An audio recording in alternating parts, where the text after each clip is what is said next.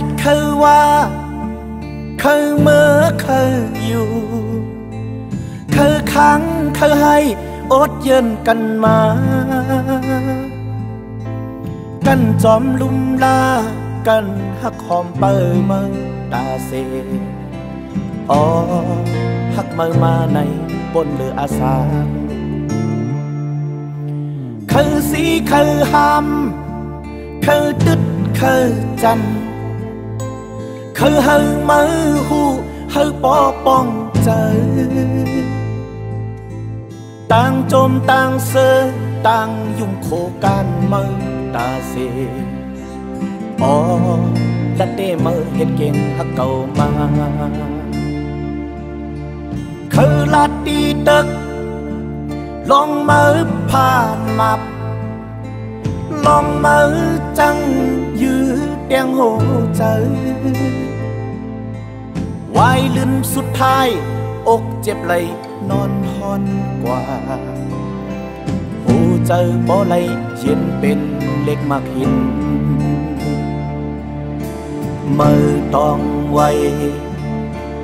มือต้องไวความคอในมืออย่าลืม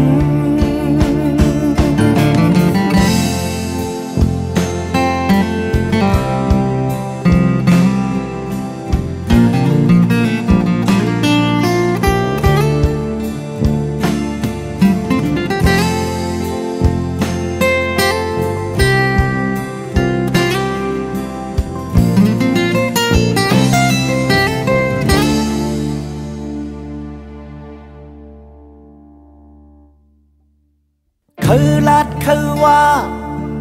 คือเมื่อคืออยู่คือค้างคือให้อดเย็นกันมากันจอมลุ่มลากันหักหอมเปิดมือตาเสอ๋อหักมือมาในบนเรืออาสาคือสีคือหำคือตึดคือจันคือเฮามือหูเฮาปอป้องใจ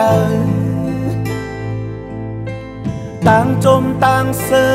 ต่างยุ่มโคกันมือตาเสอ๋อ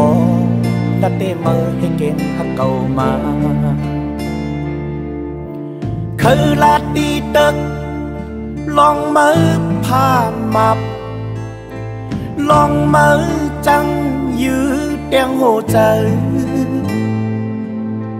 วายลืมสุดท้ายอกเจ็บไหลนอนหอนกว่าหูเจอบ่ไหลเย็นเป็นเล็กมากหิน